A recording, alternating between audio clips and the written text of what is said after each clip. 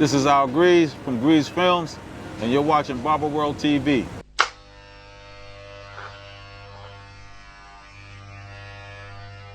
Around, and then I met the big homie Johnny Johnson. Johnny Johnson, who was also in Frustrated Band, and came out here. The brother who said The Matrix. The Matrix, yeah. This chick back in The Matrix. Right. Took me under his wing and showed me around. Before that, I left, went back, went to my cousin's house, barbecue. I saw a brother speaking Portuguese. And I was like, bro, you Brazilian? He's like, nah, man, I'm planning on going out there. I said, damn, I just came from out there. He's like, word, how was it? We chopped it up. And then he introduced me to the article. Yo, Article by Essence Magazine. By Essence Magazine. Read the Essence Magazine, read the article, and realized that's not what I just experienced. And chopped it up with my man, intelligent brother, man, Dr. Larry Davis, from out in the DC area. And he was like, man, well, your cousin told me you're a filmmaker. And I said, yeah. He's like, man, you should do something about it. You should do something about it. I was like, yeah, you're right. You're right. And I did some research on it, and I knew it was a project financially I could handle.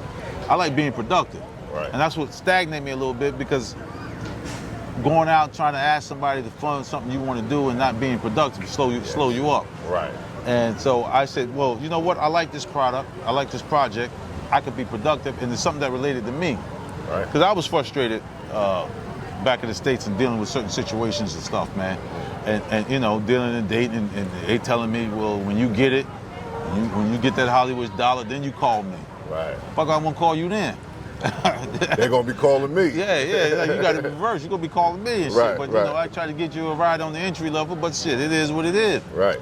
And from there, that whole frustrated thing, I sit back and when I did it, and I saw the response from it, and guys kept calling, interviewing it, and started stealing it, and all that shit. And I was like, whoa, oh man, they're stealing from me, and putting it on YouTube and all that shit. But if you got something good, people will steal it from you. Yes.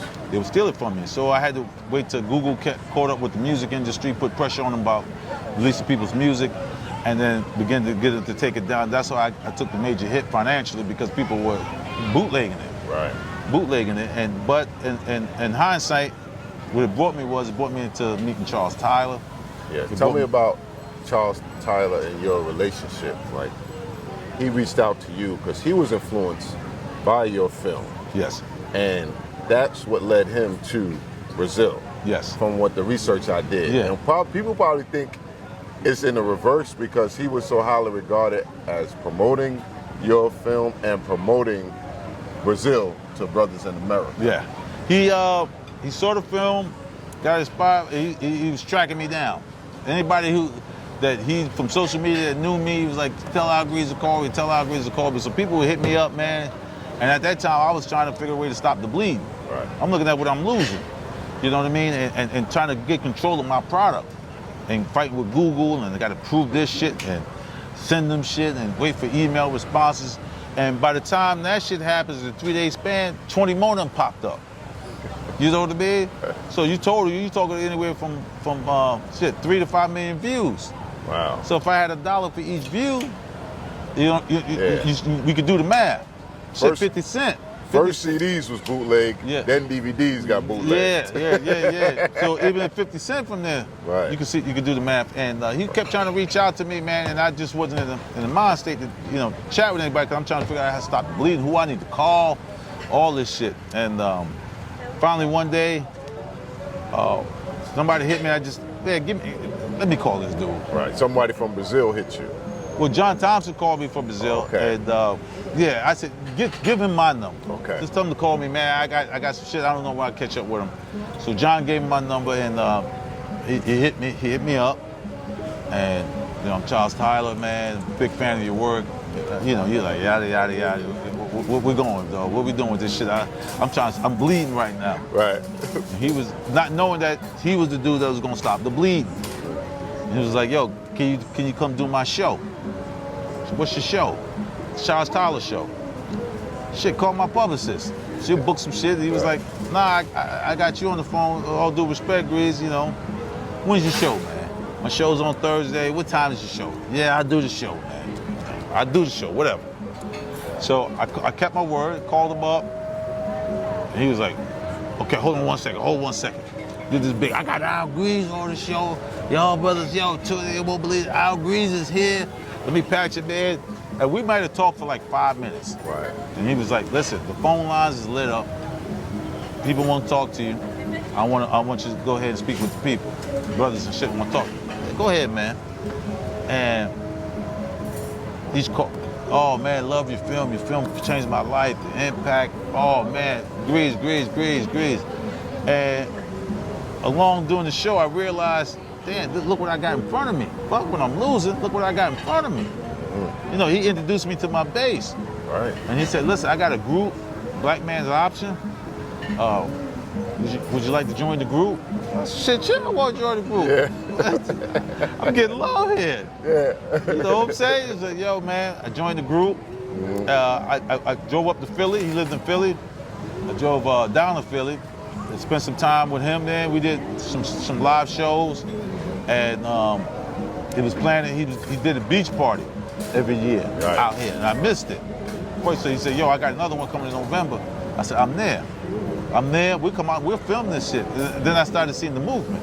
Right. And unfortunately, man, that was, we was here, and that was the last time I saw him. We was, just before I caught on the flight, I got on the flight, he was planning on staying out here for 6 months. And I told him, listen, man, when I get back to New York, we'll chop it up, man. I got some ideas how we could, do some other things. He was real receptive to that. Right. And when I got back, you got to turn your phone off, shit on the flight. Right. When I got back on, I kept seeing rest in peace, R.I.P. Charles Tyler, and I was like, yo, y'all shouldn't play like that, dog. Right. He was like, no, he did. I'm like, he ain't dead. I just saw the dude. Right. And big homie Johnny Johnson was still here. And I reached out to Johnny Johnson. I said, hey, didn't even get a line on him. And he hit me back and told me, he had a stroke, and he was brain dead at the time. But it doesn't look good for him and shit, man. So, but Charles, good brother, man, giving brother. Anybody that knew the brother, he gave of himself. And I compared that what I was losing to what he gave me, and the cool brothers, and being a part of the BMO group, man. And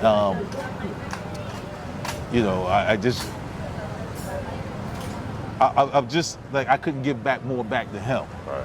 But he, like you said, he let it be known that my film had that major impact in his life and where he found happiness at. Right. So, the short time he's experienced some happiness, knowing that I played a sport part that's enjoying his life, is worth it, man. Right. But good brother, man. Right. And his work, and still lives on. That's why I joined BMO group and part of the admin team in there, right. and still getting brothers out. They call me the Harriet Tubman, getting brothers out, and keep his work going. So after the success, and we'll talk about the success of it, how you view it, of Frustrated 1. Tell me about what inspired Frustrated 2, and tell the people who don't know what that documentary is about.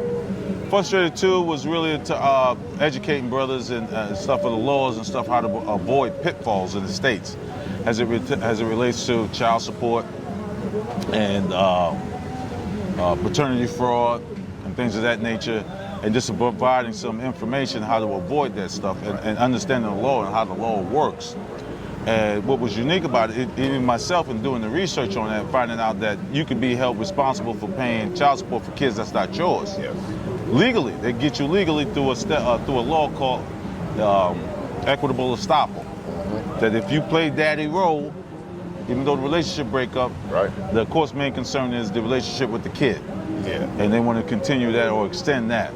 So that was real important information that I was really trying to get out to brothers, man. The hazards of dating the States, dating single moms in the States, man, and it was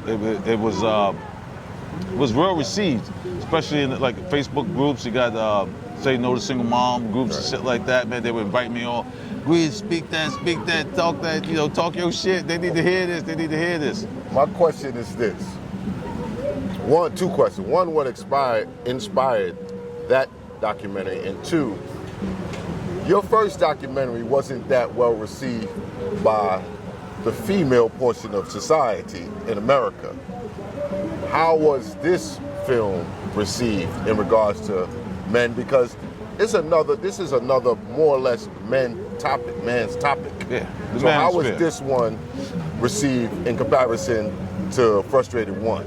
This is the biggest fundamental difference between 1 and 2. And 2, 1, the women hated it.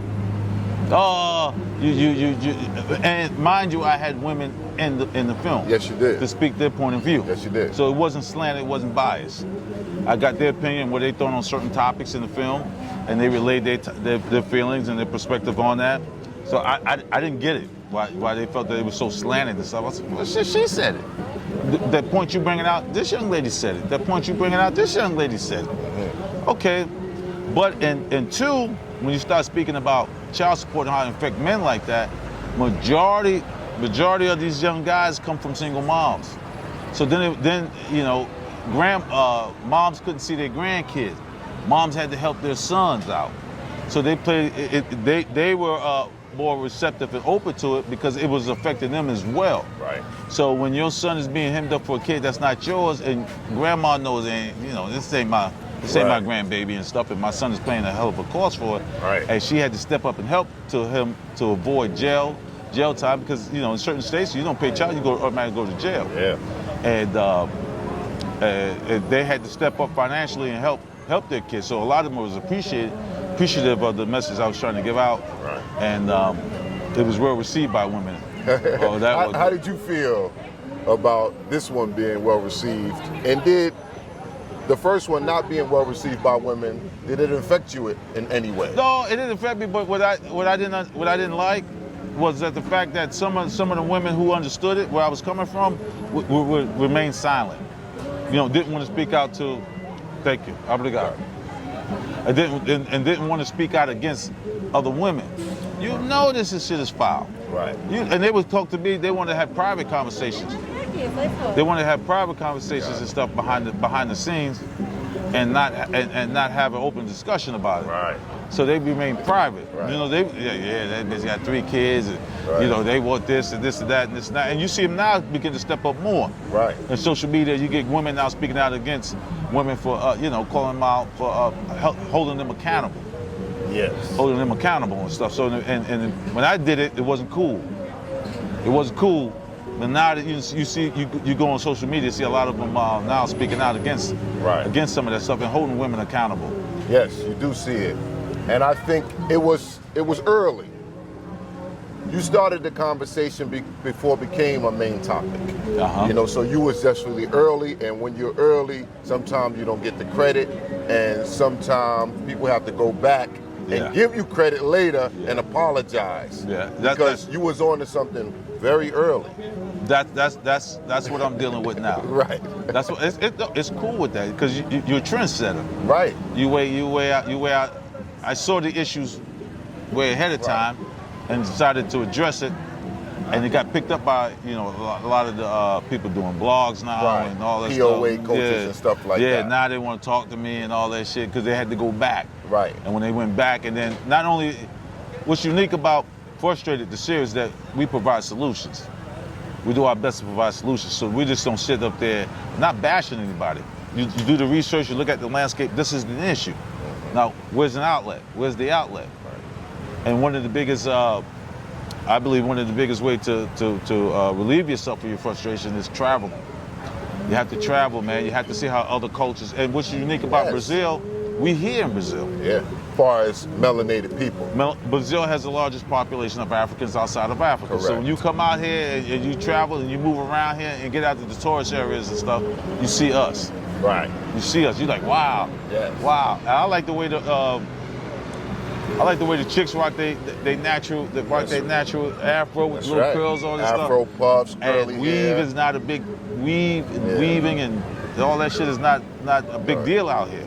It's funny, the girl, a friend of mine, she saw me you know, with a few women talking or whatever, and she said, "Oh, you like the curly hair girls?" You know what I mean? And I'm like, it's not that I like the girls with curly hair so much as that I like natural beauty, and the girls wearing their hair naturally curly or kinky or whatever you want to call it is attractive to me. You know, they rock it. Though. And she also asked me, she said, "Why do American men they don't like silicone?"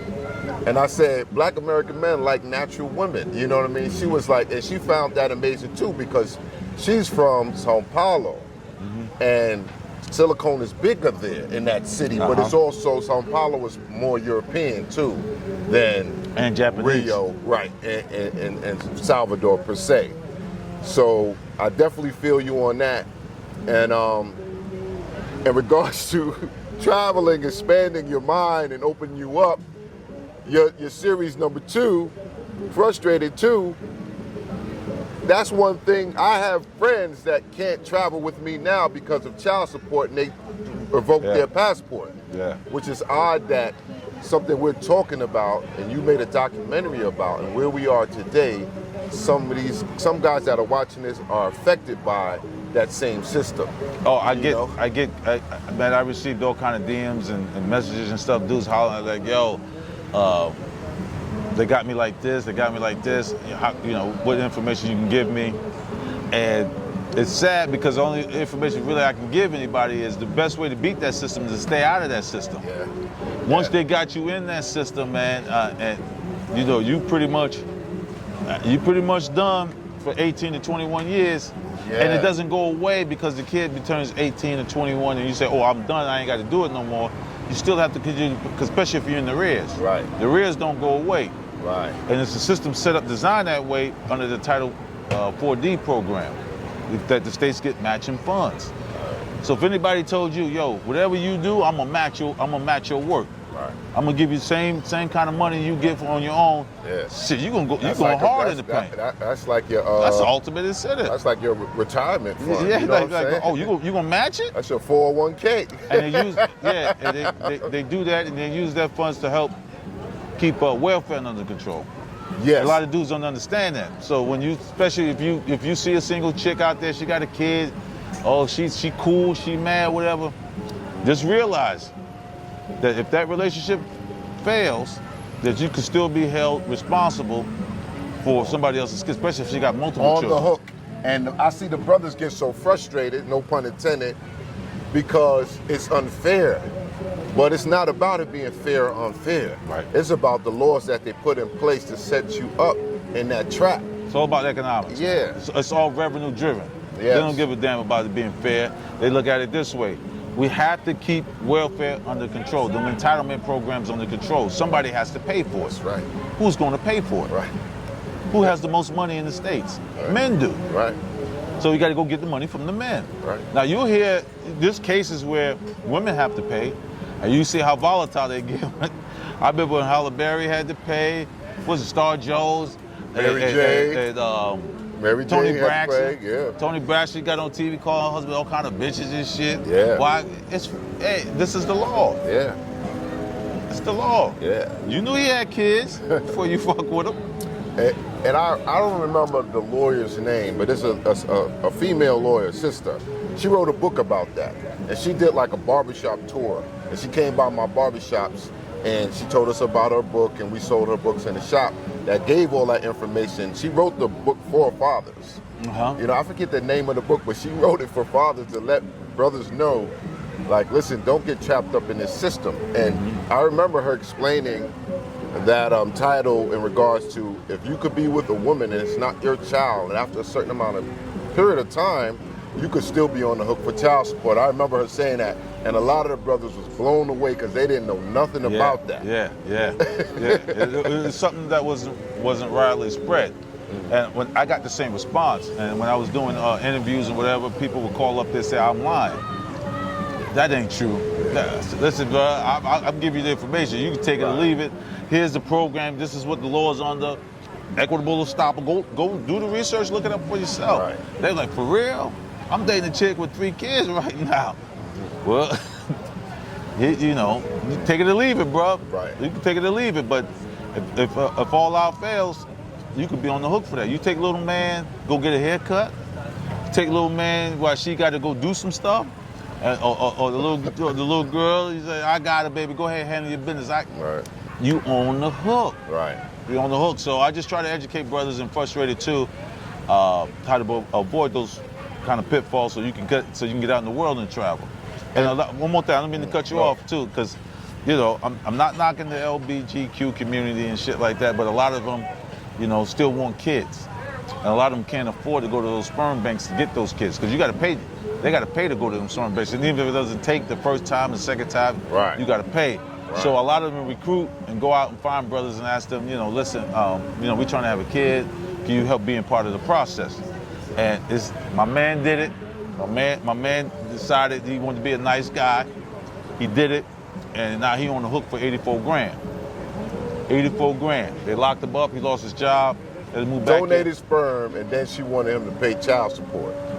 Well, what happened was after 10 years of that relationship that she had with her significant other, when that eroded and it came to an end, she went down looking for social services.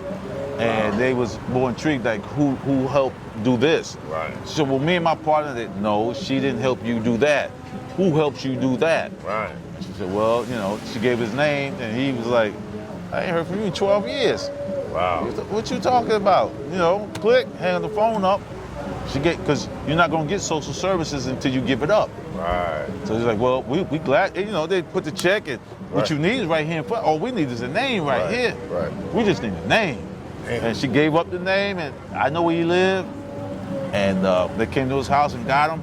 Spent 6 months in jail. And he came out, he saw the judge. He was like, and it was crazy about it because I was on a tour,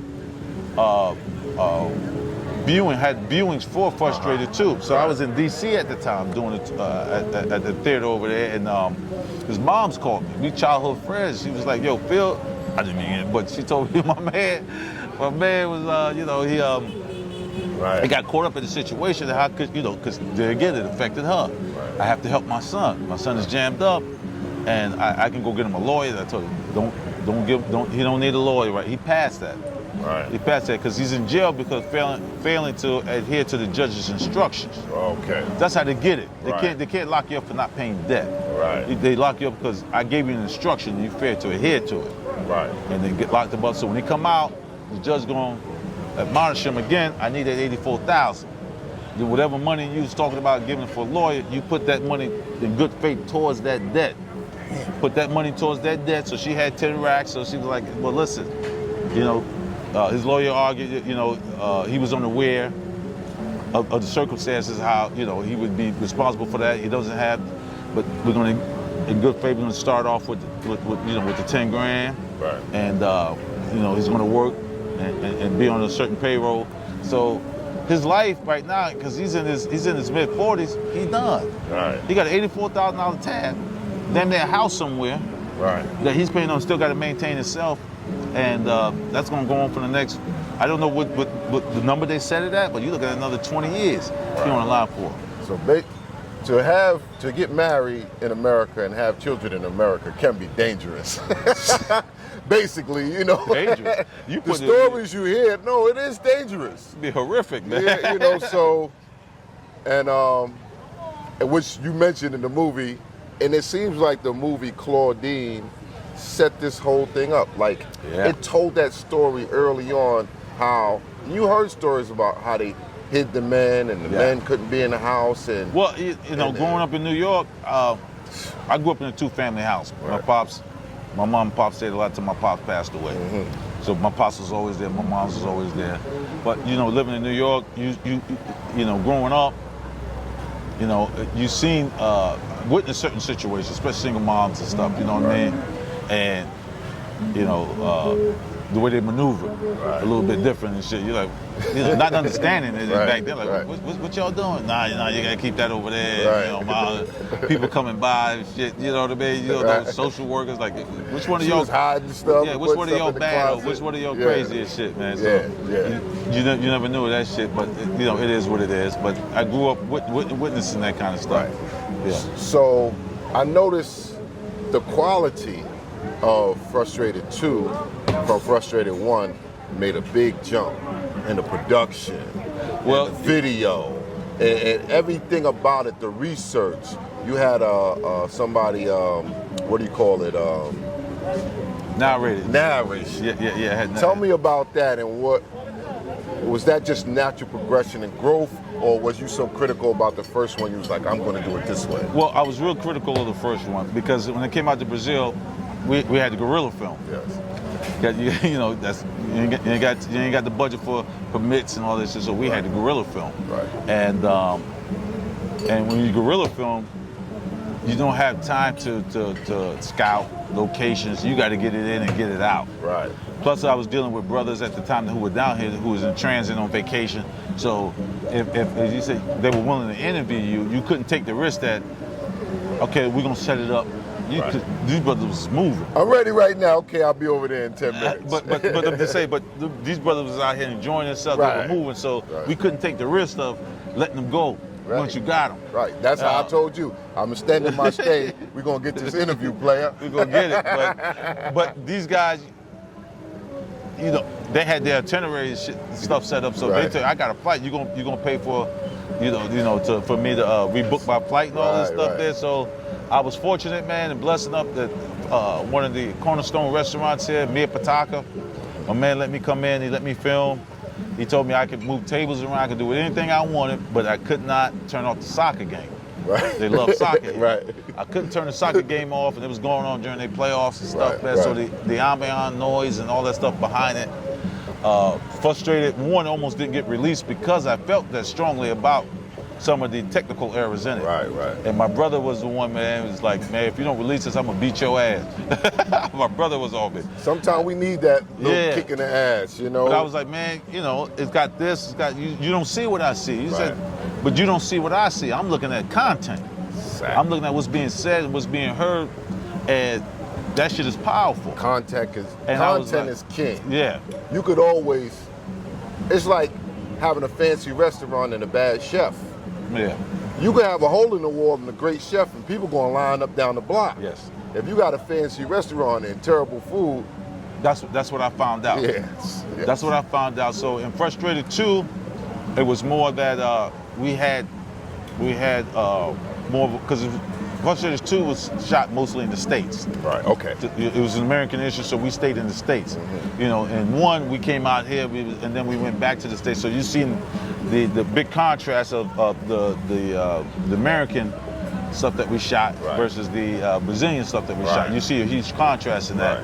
And the fact that we were able to just stay home so we could set up location. We did the scouting, we did all that stuff. We make sure the lighting was right, make sure sound was right, and we didn't have the ambient noises and stuff in the background. Right. So and even the research was up tremendous. Yeah. So and then we from 1 to 1 wasn't a total failure as far as monetary value. Right. I dumped some of that money. I dumped all that money that came from there. I dumped it in 2, and I had some other money, so we dumped that in 2. I financed all my projects myself. Right. But the 2, I got some brothers came in and helped. Right. I'm part of the BMO, Black Man's Option Group. And them brothers knew what I was doing too, so they started pouring in donations. They were pouring in from GoFundMe. Right. Start a GoFundMe page. I got you. We got you. So huge support. So I took those resources and dumped it into 2, and it got a better quality. What was the difference between the budget of Frustrated 1 and Frustrated 2? Roughly. We don't need exact numbers.